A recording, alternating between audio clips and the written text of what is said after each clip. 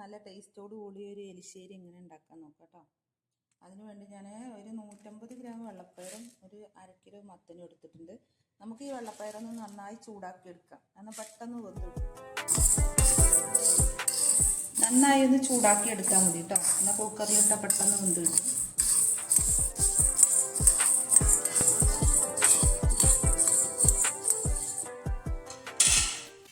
നമ്മൾ കയ്യോട്ട് ഇങ്ങനെ നോക്കുമ്പോൾ ഒരു ചൂടുണ്ടായാൽ മതി കേട്ടോ, കരിയരുതേ. അത്യാവശ്യം ചൂടായിട്ടുണ്ട്. ഇനി നമുക്കിത് നന്നായിട്ട് ഒന്ന് വേവിച്ചെടുക്കാം.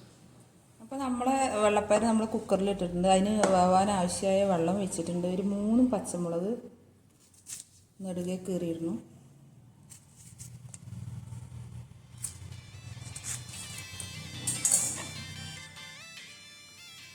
കുറച്ച് കറിവേപ്പില, ഒരു 1/2 ടേബിൾ സ്പൂൺ മഞ്ഞൾപ്പൊടി, ആവശ്യത്തിനുള്ള ഉപ്പ് ഇട്ടിട്ട് നമുക്ക് വേവിച്ചെടുക്കാം.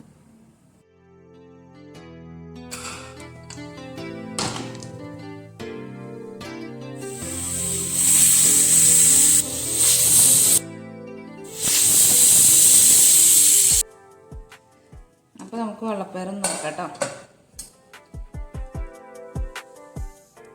ഈ രീതിയിലാട്ടോ വേവിച്ചെടുക്കേണ്ടത്.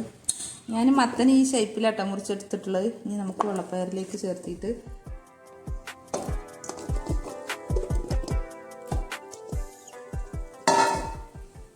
അപ്പോൾ നമുക്കിത് ഒരു വിസിൽ വരുന്നത് വരെ വേവിക്കുക. അതിലേക്ക് ഞാൻ 2 പച്ചമുളകും കൂടെ ചേർത്തിട്ടുണ്ട്. ഉപ്പ് നമുക്ക് ലാസ്റ്റ് നോക്കിയിട്ട് ഇട്ട് കൊടുക്കാം. അപ്പോൾ നമുക്കിത് വേവിച്ചെടുക്കാം.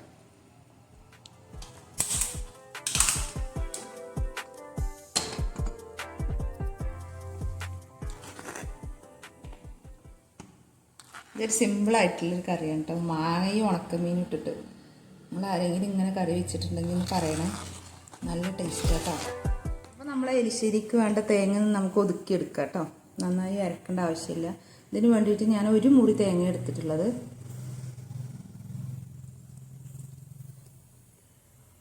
അതിൻ്റെ ഒരു 1/4 ഭാഗം എടുത്തിട്ടുണ്ട്. ഇത്രയും ഞാൻ മാറ്റി വെക്കുന്നുണ്ട്. ഒരു 3 അല്ലി വെളുത്തുള്ളി, ഒരു 4 ചെറിയുള്ളിയും കൂടെ ചേർത്തിട്ടുണ്ട്. ഒരു 1/2 ടീസ്പൂൺ ചെറിയ ജീരകം ചേർത്തിട്ട് നമുക്കിതൊന്ന് ഒതുക്കിയെടുക്കാം കേട്ടോ. കുറച്ച് മഞ്ഞൾപ്പൊടിയും കൂടെ ചേർത്ത് കൊടുക്കാം. അപ്പോൾ ഈ രീതിയിലൊന്ന് ഞാൻ ഒതുക്കിയെടുത്തിട്ടുണ്ട്.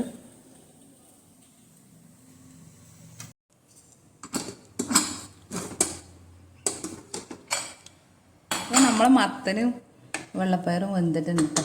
ഇനി ഞാൻ വേറെ ചട്ടിയിലേക്ക് അതിന് മാറ്റി കൊടുക്കണേ.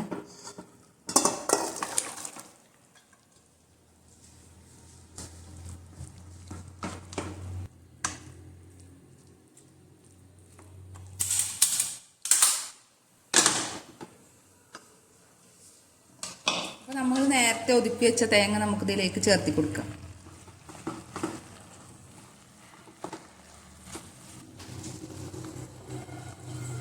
ഇതിൽ വെള്ളം കുറച്ച് കുറവാണ് കേട്ടോ. അപ്പോൾ ഞാൻ അതിലേക്ക് കുറച്ച് വെള്ളം തേങ്ങ ബാക്കി ഒഴിച്ചിട്ടുണ്ട്.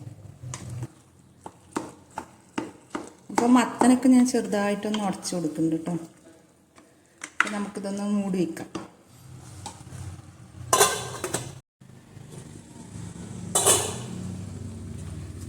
അപ്പോൾ നമുക്കിപ്പോൾ ഈ സമയത്ത് ഉപ്പ് കുറവുണ്ടെങ്കിൽ നമുക്കൊന്ന് ഉപ്പ് ചേർത്ത് കൊടുക്കാം കേട്ടോ.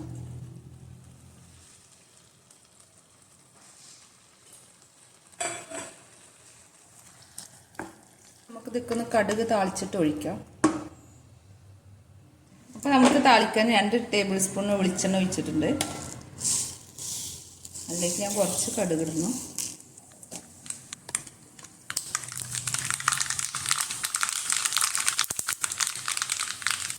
ഒരു ടീസ്പൂൺ ഉഴുന്ന്,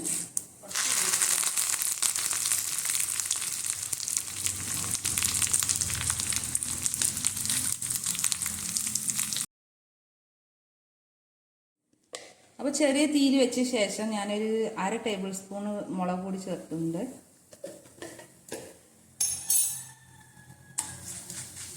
നന്നായി ഒന്ന് വഴറ്റിയ ശേഷം നമ്മൾ നേരത്തെ എടുത്തു വെച്ച തേങ്ങ അതിലേക്ക് ചേർത്തി കൊടുക്കണം. എന്നിട്ട് നമുക്ക് നന്നായി ഒന്ന് മൂപ്പിച്ചെടുക്കും.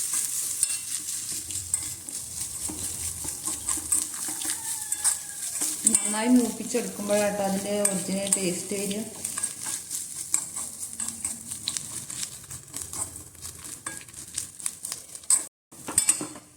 അപ്പോൾ ഞാനിതിനെ നമ്മളെ കറിയിലേക്ക് മാറ്റുന്നു.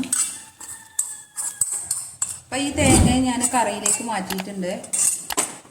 എന്നിട്ട് ഒരു 5 മിനിറ്റ് നമുക്കൊന്ന് മൂടി വെക്കാം.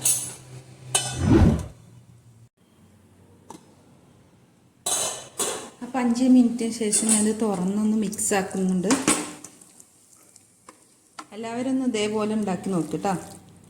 ഉണ്ടാക്കി നോക്കിയിട്ട് ഇഷ്ടപ്പെട്ടാലൊന്ന് സബ്സ്ക്രൈബ് ചെയ്യുക, ഒന്ന് ഷെയർ ചെയ്യുക, ഒന്ന് ലൈക്ക് ചെയ്യുക, കമൻറ്റ് ചെയ്യുക. അപ്പോൾ നമുക്ക് ഇതേപോലെ വാഴക്ക വെച്ചിട്ട് നമുക്ക് ഇതേപോലെ ഉണ്ടാക്കാം കേട്ടോ. നല്ല ടേസ്റ്റായിരിക്കും.